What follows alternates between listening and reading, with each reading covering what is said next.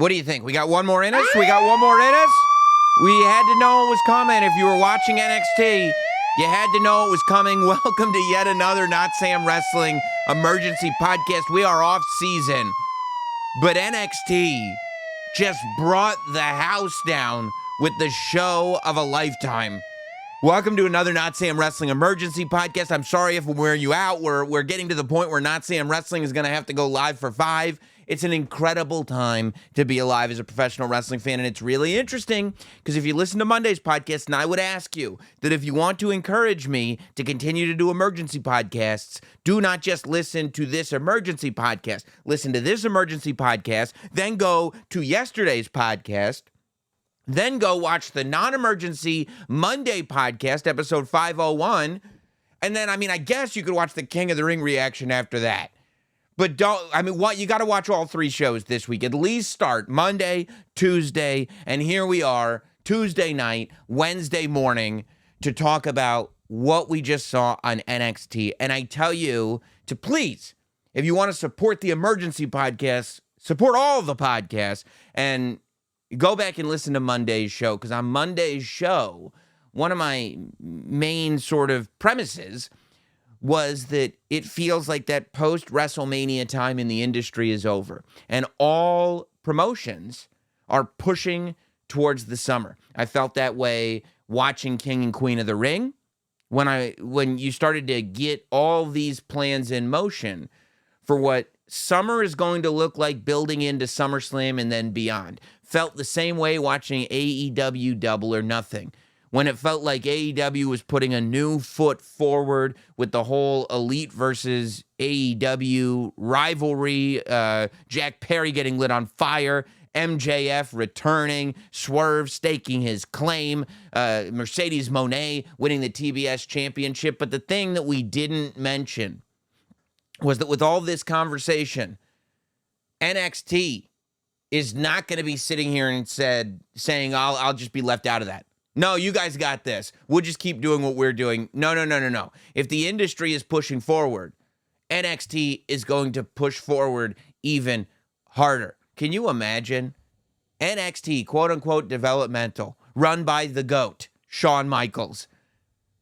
And this television show that we just saw, leading up to Battleground. Now, this is I think, even more important time than people realize in NXT, because NXT Battleground, first of all, NXT is now existing in a period of time where wrestling is more valuable than ever. There's more eyeballs on wrestling than ever. There's more television dollars being spent on wrestling.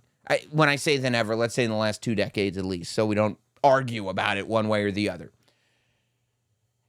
NXT is also going over to network television in the fall. NXT is going to be a property of the CW network, meaning that is going to be the broadcast home of weekly NXT television. And I believe it's staying on Tuesday nights. It's going to be a key component of the CW's broadcasting system. So NXT is like, oh, okay, if you want the smoke, we're going to bring the fire. Because Battleground is what, a week from this Sunday? So it's about a week and a half away at the time of this recording. And it's the first professional wrestling show, I believe, that's happening in the UFC Apex. They're going to Las Vegas, Nevada, and they're running this out of the UFC's facility in Las Vegas. This is a huge step for NXT because this is parent company stuff. This is why Endeavor purchased the WWE, to merge with UFC, to create TKO. What is the value in creating TKO? Well, we can do stuff like this. What does it look like when we move NXT into the UFC's facility? Well, you're going to get a show that is going to bring the house down. How are you going to bring the house down? Well, let's get started on NXT television. So we start the show with Sexy Red. Ski, yay! She shows up. Apparently, she's hosting. So we're going to see Sexy Red at Battleground in the UFC Apex. She is there to present the NXT Women's North American Championship, which is, by the way, the continent of North America is in red. I don't know if this is officially the Sexy Red title, but it's a red title, and it looks sexy to me. That's what was advertised. That was the big thing. You got to watch NXT tonight because Sexy Red is going to be on NXT. And how insane is it that Sexy Red is going to be on NXT? That was just what got us in the door, folks. Sexy Red and the who would have thought nature of her appearance on NXT was only what was bringing us to the dance. It wasn't the main event, because halfway through the show, we see Roxanne Perez. She's the egotistical and cocky NXT Women's Champion, saying, well, you know, who am I going to? I beat everybody. Battleground. It's nothing to me. To a champion like me, who do you got? Here comes Ava, the general manager of NXT. Her plate is full.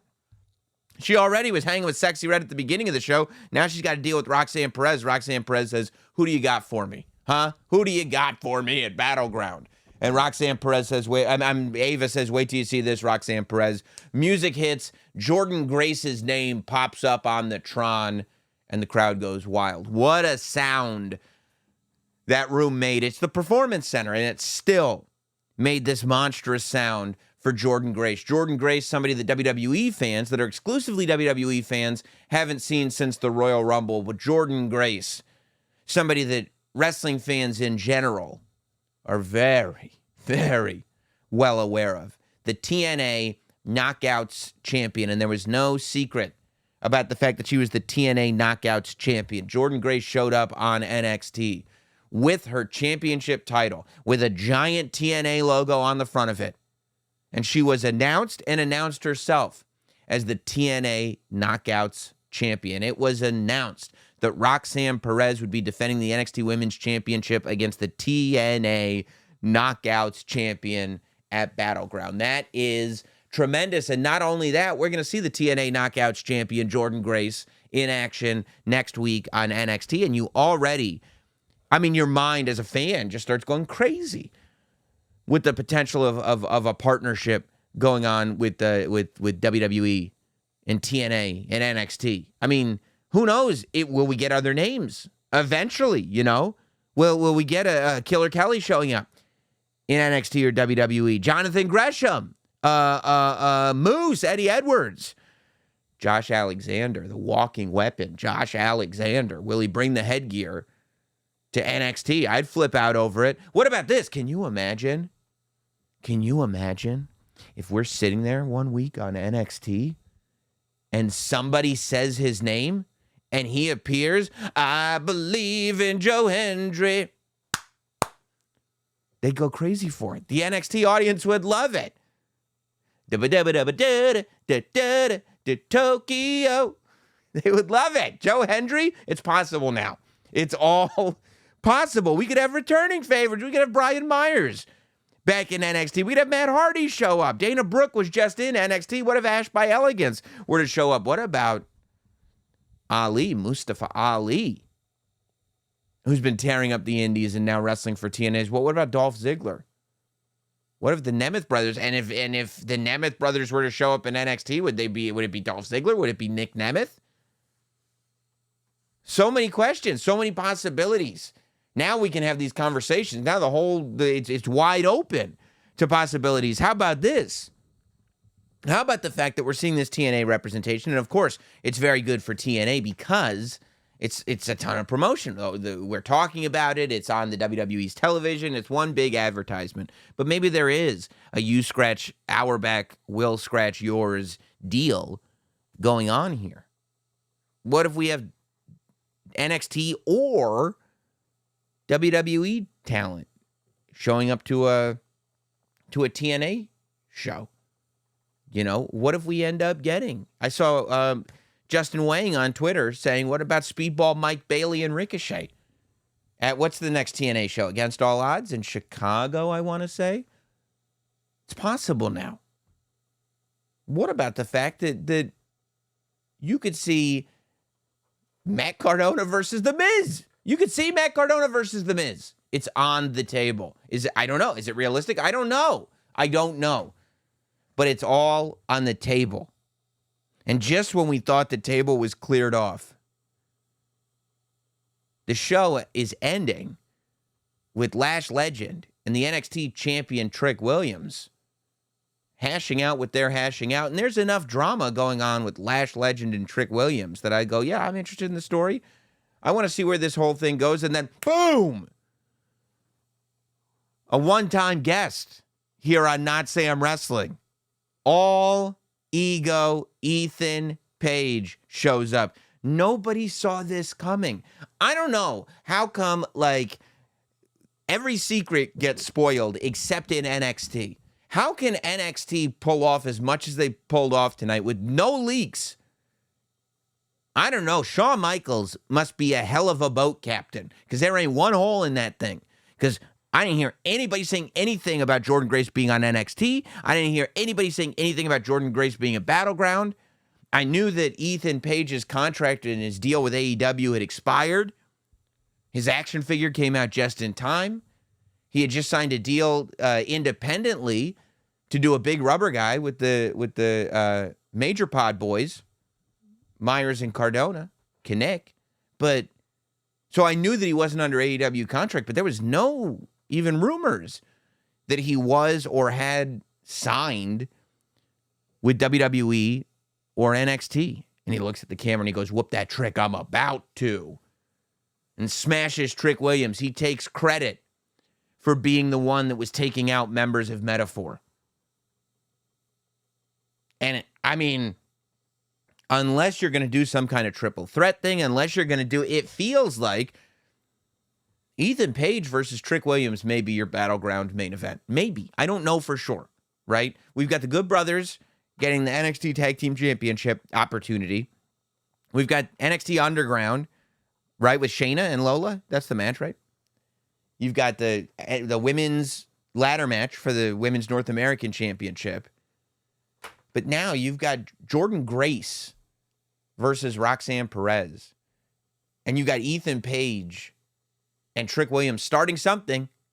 They got to be starting something. Got to be starting something. And I don't know if they're going right to that match. I don't know if they go to a triple threat. I don't know if Metaphor still is getting involved. I don't know if Ethan Page gets a different match and he's got to work up to Trick Williams. But it feels like strike while the iron's hot. Let's do this right now.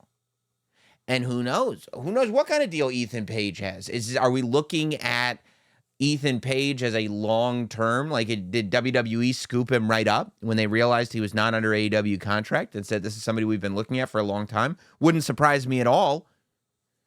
Is this somebody that they said, hey, this is a free agent? Because don't forget, I mean, historically, NXT has brought people in from, you know, the independents and from other wrestling organizations, be it the independents, be it New Japan, be it TNA, you know, Shinsuke Nakamura, Bobby Roode, Finn Balor, Kevin Owens, Sami Zayn.